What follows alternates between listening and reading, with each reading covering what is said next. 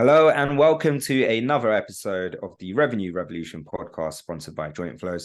Today we are joined by James Ski, the CEO and founder of Sales Confidence. How are you, James? Fantastic. Thanks for having me on. I've been seeing some great work that you've been putting out there on LinkedIn. So excited to be here today. Thanks for having me. Amazing. Thank you for being here. We always like to start with a little bit of an introduction into who you are and how you've got to where you are. So floor's yours. Sure. So I guess a fun story to start with. I personally always wanted to be in sales. Like, I'm not that guy that fell into sales. I literally ran into sales. So I was always thinking about how I would get into sales, because eventually I wanted to have my own company, and obviously I'm building a global company now. But in my early days, one of my first experiences of sales was doing door-to-door, persuading people to get their milk delivered. So as you can imagine, getting your milk delivered in the kind of mid-2000s wasn't really the norm. That was a declining industry. Most people were picking up their milk from Tesco's, Asda, or wherever, superstore, right, on their weekly shop. But we used to go up to people, knock on their doors. We had to do about 100 doors a day. It was commission only, and we had to persuade people that they should get their milk delivered. But one of the funniest stories I ever had in this experience was knocked on this door, and this young lad, must have been 10 years old, opened the door, starts speaking to me, and I thought, okay, I've got a bit of an interaction. And his two parents arrived at the door, and they looked at their son, and their son started doing sign language to the parents. And basically what happened was the son delivered my pitch via sign language to the couple, who ended up signing up and getting their milk delivered. So it didn't happen before. It's never happened since, but I literally persuaded someone through sign language to buy my service, which was pretty cool. But my lessons from that part of my early career were, there's no such thing as a no in sales. There's just a not now. No, you didn't pitch me well enough. No, come back later. No, I'm tired. No, I'm interested. But really, there's always opportunity to overcome the no. And the other thing is, it is a numbers game. Statistically, you've got to put in the work to get a return. So make sure you do the numbers. And that's kind of how I started my career. And then the short version of my journey is, I spent 10, 15 years in early stage SaaS companies, as individual contributor, as a leader, built a number of teams. And then I spent 4 years at LinkedIn. And while I was at LinkedIn, my claim to fame, that at one point I was the #1 social seller on LinkedIn at LinkedIn globally. I was literally the #1 guy with a 98 out of 100 social selling index. And I don't talk about it much these days, so I'm giving it in there again. But yeah, I was the #1 guy globally. And then for the last 5 years, I've been building Sales Confidence, which is now a membership subscription for salespeople and sales leaders to help them with their mindset, well-being, and performance, and help them reach the next level in their career. Amazing. What an introduction. I'm showing my age here a bit, but we used to get our milk delivered when I was a little kid as well. And I remember when we stopped doing it. So it must have been some challenge. So kudos to you for being able to do it It's amazing that the guy that used to provide the service, he continued doing it for years, because all he used to do was keep signing up people that used to get their milk delivered. So they'd stop getting their milk delivered, and then he'd go back and get them signed up and get his commission. So yeah, funny world. Amazing. Interesting career that you've had as well. I like the fact that you've spent quite a bit of time in early stage companies, went over to LinkedIn, who's obviously a beast of a company. And now you're doing Sales Confidence as well. Talk about some of the learnings that you've taken from your days in early stage companies and how that was applicable in a bigger unit like LinkedIn. That's a great question. We try. In an early stage business, you have to be very adaptable to change and chaos, because it's changing constantly. So your ability to adapt to a new message, new positioning, how you show up and tell a story, or use a case study, or the pricing changes again in a quarter. Like, you have to be very adaptable. And I think when you show up at a beast like LinkedIn, where there is a lot of proven predictability and success, if you can apply that same adaptability, you end up being a very powerful operator among what I call kind of corporate cookie cutter salespeople who have never worked in a startup, have no ambition to work in a startup, and literally have no appreciation of what it takes to be in an early stage business. And, you know, at the end of the year, accounts get changed, pricing changes, and they freak out.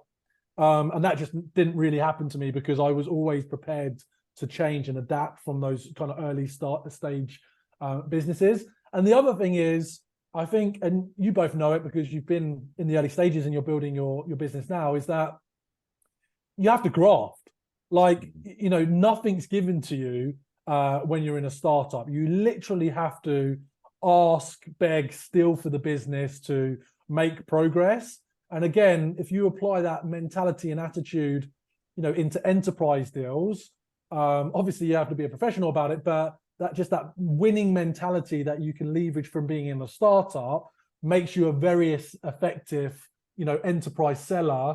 And also I think energy is important. You guys know me, I'm high energy, but you know, when I would show up and meet FTSE 100 executives, they'd be like, whoa, like I need to listen to this guy because he's got something that I need to hear about. And I think, again, you know, overly professionalized corporate salespeople, they just don't bring enough energy or personality to it. So those are the things that I think from an early stage startup probably helped me and gave me an advantage at somewhere like LinkedIn. Awesome. Nice. I'm really happy to have you here, James. I'm part of the sales confidence community. I'm very grateful to be there as well. You get to meet a lot of founders and maybe like, you know, stage 2, stage 3 kind of founders, Series A, Series B. What is the common attribute that successful founders share versus the less successful ones? That's a really good question as well. It's a great question. So I would say that, you know, those founders that are making progress have a very, very clear vision, and they can communicate that vision with their investors, their customers, their employees, and they lead from the front. Like, people want to show up for them.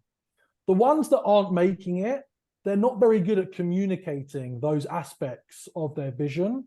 And so they're like facing an uphill battle. That's the first thing, having a crystal clear vision and leading from the front. The second is just their ability to execute. So the fact is, like, once you get to that, you know, that next stage from seed, for example, Series A, and you're graduating up the revenue levels and you're doing a couple of million, like, you can execute and find a repeatable process, and you understand as a founder that you need to step away from a lot of the mechanics to empower other people to do the job that you might have been doing 6 months ago, a year ago. And you're almost like having to reinvent yourself every month, every quarter, so that you can up level yourself personally and mentally so that the business grows with you. So that would be my second point, execution. So I've said vision, and then execution. And then the third piece is, you know, I hate to say this, but they can actually sell. Like, I'm sorry, but unfortunately, there's a lot of product-led founders and their investors that are just begging that the product will sell itself. And, you know, we know how popularized product-led growth is these days, and it has been around forever, to be honest, in SaaS. But like, there's this idea that you just don't need salespeople, you don't need sales skills. And to be honest, once you've run out of friends or you've run out of your other founder mates that are buying your product, you haven't got any sales skills. Yeah, you're not going to get anywhere. Yeah, that's good. We were lucky not to have any friends to start with, so we went straight to stage 3. Speak for yourself, Mick. I have some friends. I have some friends. Not many. I've got a handful of friends.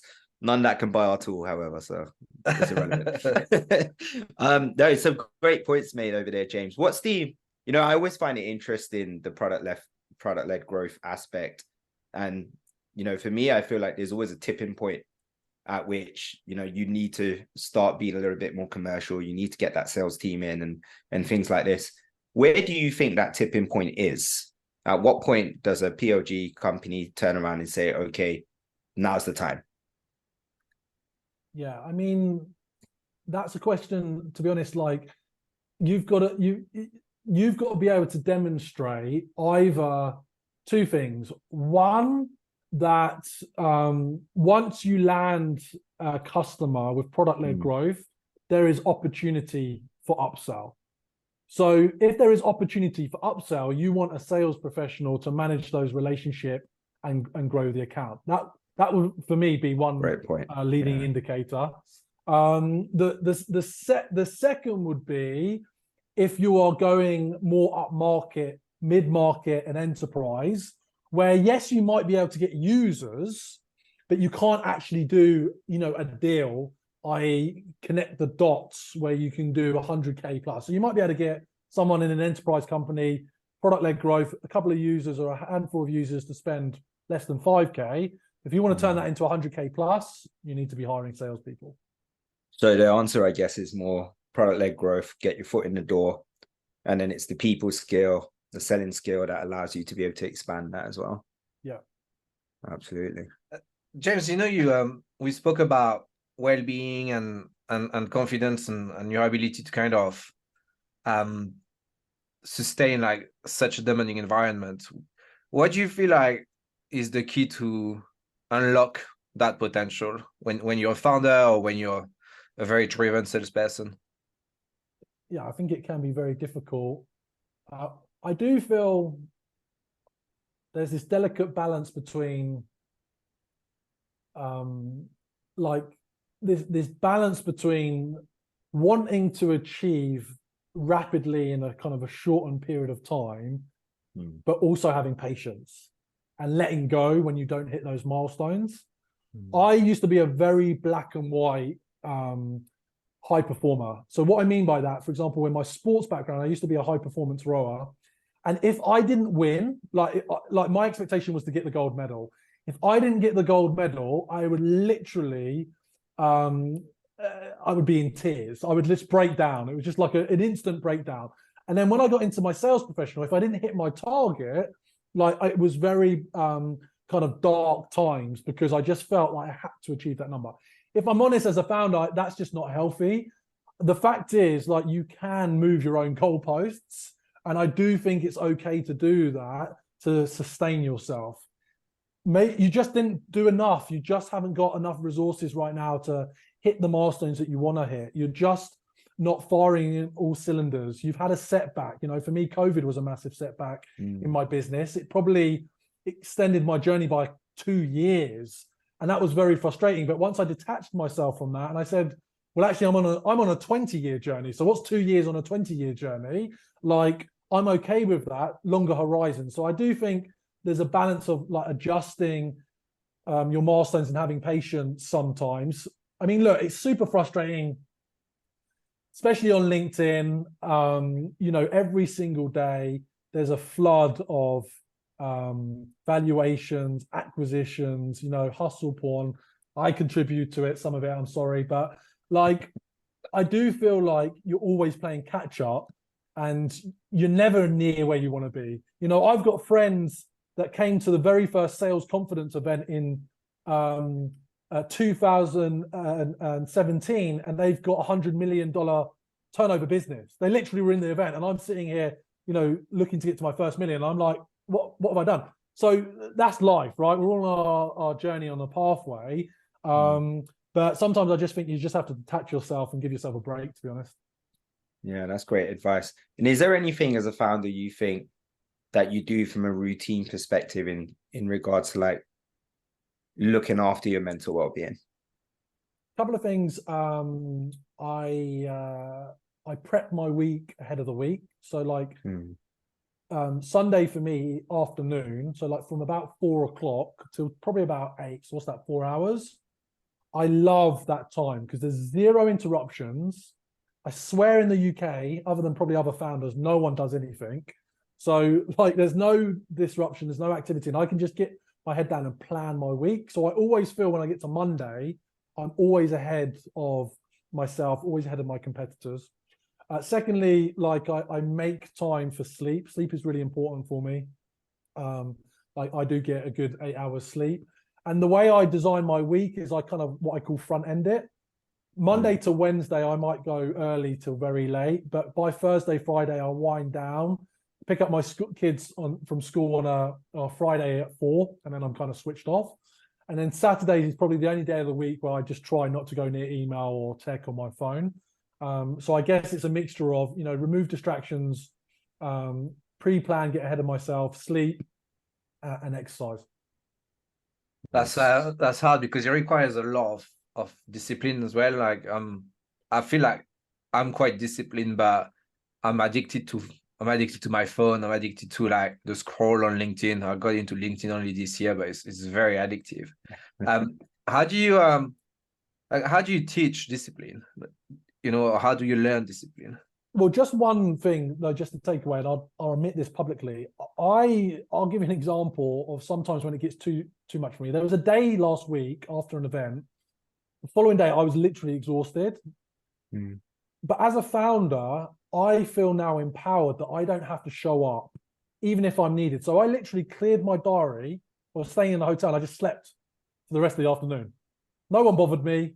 I didn't show up for my meetings. And that sounds like, wow, how can you get away with that? I can do what I want. I'm a founder. And I think sometimes as founders, you just need to realize when you need to take that time out, when you need that break, you must take it, because otherwise it builds up and burnout ensures. So I just think sometimes as founders, like just like when you need it, take the break. But in terms of discipline, I'm very much someone that allocates time for everything I do. So lunchtime, break time, travel time, leisure time, kids time, it's all allocated in my diary. So even flex time. So I guess because of that, I get to my diary, I know exactly what's happening, what I should be doing. And don't get me wrong, I allow for flexibility and interruptions and things that come in there. But generally, I build time allocation for flex in my diary as well. And that allows me to keep discipline. Yeah. And how important? So it's time boxing. I think Elon Musk does that as well. Well, yeah, we've got a lot of similarities. I hear a lot of people who try to claim to do time boxing, right? So in places I've worked where you can access other people's diaries and you're looking for meetings, everyone has a time block. But what I realize is very few percentage of those people actually maintain those time blocks in a disciplined manner. Like it's there, but they'll easily put something over it. There's no respect towards that actual time block. So well done to you for being disciplined towards it, because it's a lot harder than it looks. Definitely. Yeah, it comes in time. For me, I've over many years, I've just applied that mentality that I've learned from what parts of the day I want to take sales calls, what parts of the day I want to do administration work, what parts of the day I want to do marketing, for example, and what parts of the day I don't want to do anything. And I try and stick to that. Yeah, there's quite a few people who structure their day like this, right? So early on, people might have high energy until they're like, right, I want to do my most labor intensive task over here, whereas I'm going to do something that's a little bit more easier in the afternoon. What kind of person are you in terms of how you structure your day? Yeah, generally it is that I'm most kind of energetic at the beginning of the day. There was a period last year, can't quite put my finger on it, but I was literally working from home a lot, and I was having like a sleep at lunch, like I was having a snooze. Yeah. It didn't quite energize me as much as I want. It then meant when I got onto my 2 o'clock calls, I take lunch 1 till 2 typically. That I wasn't that ready, and then it would take me like a second wind. I'd then get another wind at like 4 till 6. So for me, like beginning of the day, I like to kind of crack on with my key priorities. Yeah. What drove you to start the Sales Confidence membership? So in essence, one of the great things about building a network over many years is that I've literally connected in person with thousands of salespeople and sales leaders. And also, fortunately, I have a lot of goodwill. Generally, people feel like I've contributed to the industry. I've helped a lot of people. There's a lot of good karma out there. But my events aren't that regular. And a lot of people said to me, James, like, I want to be tapped into something all the time. And the problem is I can go onto Google or YouTube, I'll type in something specific about SaaS or sales or development or mindset, and I'll just go down a rabbit hole. I'll just get lost in Kardashian videos and Mr. Beast videos on YouTube, and then I'm not doing anything about sales. So, what I've tried to design with the membership is that within our platform, it's just specific to those three pillars of mindset, wellbeing, and performance. We get the top sales leaders in the UK to show up and contribute. Those people do it because they want to contribute to the next generation of leaders. And so for me, it was just about giving people like an accelerated learning experience in a very kind of clear, well-packaged benefit. And if nothing else, you only did 1 or 2 sessions a week and no other learning and development or personal development, I feel like you would make some progress in your career. Yeah.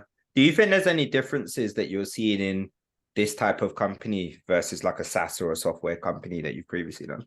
Yeah, there is. I mean, so in all honesty, when I set up Sales Confidence, the business, which at its core ended up being a networking events business, I did want to have a SaaS product like you guys have created, but I couldn't find anyone that wanted to write any code for me. And I also didn't have much money to invest in that. So that's why I started with events. As the membership and our learning and development content has evolved, what I realized is there's value in being a curator of value, not so a curator, not a creator, and curate experiences and hold spaces for people. That's where there's a lot of a value exchange. And so really, my strongest skills are brand, sales, marketing, and promotion. Like if I had to then think about product as in developing a product, then that would completely hold me back as a single solo founder. So yeah, without a doubt, our process is much easier. It's not complex, not that many stakeholders involved, don't really need to do demos.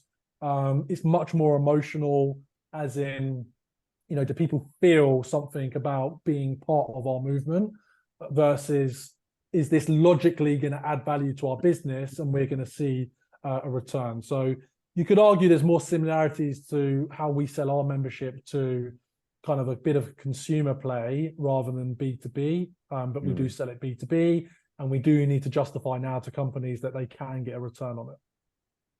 What so I'm part of that community, and I find it really helpful to be essentially with people like myself from different companies. Like it must be hard to find them to start with. Like who do you target? Do you target a specific demographic? Do you target a specific job title? Like how do you find those people who are self-aware? Yeah, so this is the reality of one of the challenges we face with. Now, ultimately, we have tens of thousands of sales leaders that have come to our events over the last 5-6 years. So we know a lot of sales leaders in the UK. That's the first point. So we do have access to their data, and that's enriched by the likes of Cognizant. That being said, what we're looking for is those with a growth mindset and going through some kind of transition where they are motivated to put more in, to get more out, to go to the next mile, take the next step in their career. They're going through some kind of transition, or they want to develop their sales team. If you're ticking over or you're going through the status quo, meaning your sales team's hitting target quarter on quarter, you've got 15 years sales leadership experience, you don't really want for more, just carry on what you're doing, frankly. But if you're wanting to get to that next level, whatever that next level is to you, promotion, more growth, more sales, better mindset, they're the people that I find are opting in to what we do. And our job is just to find more of them and build a kind of larger community of those type of people like yourself. Yeah, that makes sense. And obviously you mentioned you're a solo founder with Sales Confidence. Was that an intentional move? Do you ever wish? Yeah, I mean, when you're winning and it's going well and you've got momentum, the ego's like, you don't need anyone.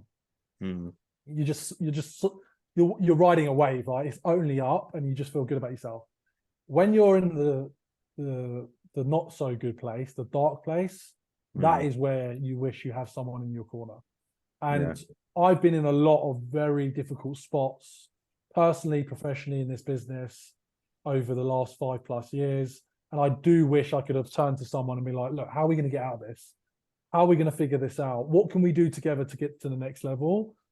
You know, I highly recommend people try and find that co-founder or co-founders. Now, don't get me wrong, when this all plays out, I'm going to do very well out of it. But I've been through a lot of pain to get there. And I just don't think you need to go through that pain. I think I could have gone a lot faster, been a lot smarter, been much more effective if I had, you know, another person by my side that was in it equally with me. Yeah, I agree. I think I'm grateful to have Hitesh with me, but if I had been on my own, I think it would be, because you kind of spiral. It becomes really hard to just understand where to go when you're in the dark place. On that question, James, around, you know, there are a lot of founders being burnt by VCs and vice versa. Where, from your experience knowing so many founders, where do you feel like the relationship starts degrading? I'll probably be a bit controversial with this. I don't know if this is good for my reputation or not, but I've got this far. If I'm honest, like, I really don't appreciate VCs that have no operational business experience. And most VCs do not have any entrepreneurial operational experience of actually building a company or running a company. They're number crunchers. So they lack empathy. They really lack understanding people. They don't know how to sell. They certainly don't know what marketing is. Yet they sit in board meetings informing founders on these strategies when the founder has to figure it out and execute themselves. So I think you know, the VC model is probably you just have to look at the last 18 months, been proven more and more recently that it's going to get disrupted massively, because the idea that you can just get away with signing a check and then walking away and having a portfolio of bets, because let's be honest, like, it's not a difficult job. Like, it's not. Like, you have loads of money and you put little bits of that money into 50+ companies, and one of them or two of them will win and pay off the rest that don't make it. Like, no, that's not that difficult. What is difficult is doing one business at one time and trying to get it to 1 million, 10 million, 20 million, 100 million, right? So I'm an entrepreneur fan. I'm a founder's fan. I'm a founder's friend. And I'm a founder champion. I'm not the biggest fan of VCs, but they obviously have their place and their merits. And of course, there's different ones out there. You know, I'm a big fan of what, like, Nathan Latker's doing now with Founder Path and debt financing. You know, connect your platform, prove your ARR, don't give up equity, you know, make more money on the long term. Don't give up the pie to VCs. I also believe that building a profitable business, is actually not a bad way to grow a company these days. So, you know, you might not be the next WeWork, but do you want to be the next WeWork? Okay, like, so I do feel like clearly building a profitable business and, you know, holding on to as much of your equity as you can should be what founders think about. I do find it depressing for a lot of founders that are really stuck now, you know, because they raised at an inflated valuation and the business is just not going anywhere according to the VC's modeling. But for them, they've actually built a great business, servicing a customer base, built a culture, but they might not see an upside or an outcome that's good for everyone involved. Yeah, sustainable growth is so important now. I think more and more people are cottoning on that that's the way to do it. But while we're talking about VCs, as well as the check that they cut, what do you think? Because, obviously startups are still going to be going to VCs. What do you think the ask should be? What should you be getting in return? You're giving away that equity, you're getting some money, but is there anything else you should be getting out of the VCs? So despite what I said, I know a few VCs, and I think what the good ones do is they do help plug the founder into a network of experts, subject matter experts, other founders, other resources and tools. So even though the VCs, might not know, they know other experts, right, that can support the founder. So I do think access to other resources outside of the money, because everyone's got the checks to cut. That's they're in the business to do that. So what's your value add? And then everyone talks about value add as well. But genuinely, I think if you are adding value and expertise, then that's what you should be looking for as a founder. Yeah. Do you like, we're in this journey now, and we've done the lowest valuation we could do to start with. I feel like it was almost too low. It's the lowest you can do on a 7-figure valuation, because after that you don't get any credibility anymore. But do you feel like there's a little bit of a culture of trying to boost the valuation to as high as possible and then get burnt, or to waive that rate? Like, what's your view on the current VC landscape? No, I'm not a total expert. These are just observations, and I have an opinion. I feel like as founders, it's just you're bringing something to the world that hasn't existed before. Potentially, you're painting a picture, telling a story, and selling yourself and your vision. And naturally, there's a tendency to overinflate that, right? The reality is, and I think actually salespeople are one of the best litmus tests, because salespeople go and work for all these VC-backed companies, get into the CRM and go, hold on a minute, the average order value you said was 25K, but in the CRM, the last 10 deals were only 3K. This business isn't what it seems. So I do feel like, there's this just juggling act that founders, VCs, like are juggling to kind of inflate what's happening, and then you want to breathe, because it's not real yet, right? That it's based on projections. So I don't think it's necessarily a bad thing. I just think you've got to find the sweet spot where you set out your intention, and hopefully you get as close or you surpass that. The problem is when there's this massive gap between the intention of what you set as an expectation and you're nowhere near that. That's when it's difficult and upsetting for everyone involved. So yeah, it's where you land. Yeah. And so as somebody who obviously has a company which gives you access to lots of different founders as well, what's the key common trait that you see in those founders who are successful more so than not? I do think I mentioned it earlier, like telling the right story. Showing up on LinkedIn and telling that story. I think you both guys are doing a great job of that this year. Actually letting people into the journey and letting people discover the journey you're on. So you become relatable. Like, people are connected to you as much as your product, because the vision in your head of where you want your product to be, like, in its reality, may not be there. But if people come and, like you, they're on a journey with you, then they're going to buy into it and follow. So I think great founders tell a great story. They have a great vision, and as I mentioned before, like they're actually executing on that, and they're attracting other great people. So actually, let's bottom out on that. If they can't attract great people with them, it's not going to go very far.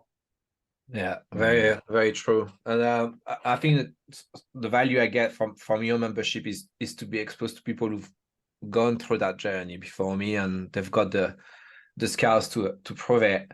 How do you obviously joining the membership is one way, but how do you create a network of mentors that you can rely on when you need it?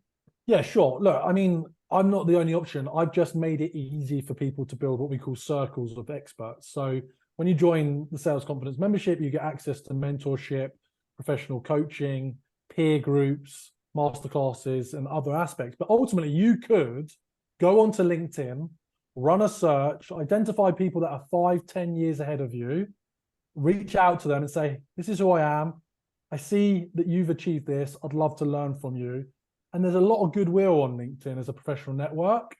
And then it's about showing up in the right events, the right networking circles, the right dinners to expose yourself to more of the people that you want to be.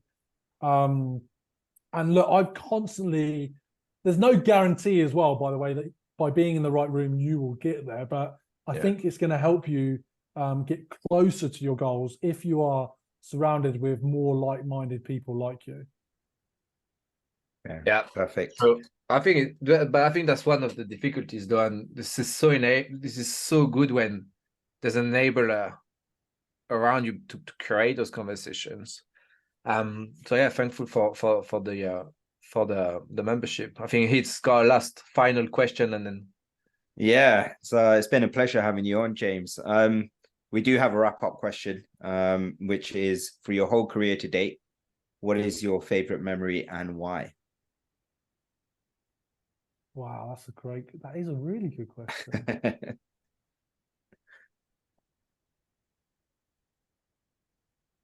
I feel like you gave one story away right up top, so you can't use it again. I had Can I say more than one? Yeah, go for it. So there's a personal one. My very first job in SaaS, I was working at a company called Huddle, which was a competitor to Box and Dropbox. Mm-hmm. And when I had that interview with two very successful sales leaders. I'll name check them. One's called Neil Ryland. He's a CRO now of a company called Normative. And the VP at the time was a guy called Matt Wise, who is also a very successful UK sales leader. But in that actual interview, we got to the final slide of my presentation. And in that presentation, I had a picture of my first son, Harry. And under that picture of my first son, Harry, it had a quote, "Please give my daddy a job because I need to eat." So that was a cool moment, and they did give me the job, and that's what started up my sales career in SaaS. So that's quite personal. And then another cool story, which is this is probably more of the ego, is quite amusing. Cognizant, who's one of our great partners and a great business out in the UK, I was invited to speak at one of their events, which I think was at the Natural History Museum or the Science Museum. Nice. And they said I could come up to a theme song, and not every event does this, but it is quite cool when you come out to your own theme song. And I really like the song Midas Touch, which basically says everything I touch turns to gold. So in planning for that event, I went and bought some gold Gucci's from Harrods. And when that song came on, everything I touch turns to gold, I came out of my gold Gucci's, and I binned them after that. I don't think I ever did that again. I don't know if it landed that well, but yeah, that was quite amusing. Amazing. Well, James, it's been an absolute pleasure to have you on. This has been the Revenue Revolution podcast, sponsored by Jointflows. Until next time, thank you so much. Thank you, James.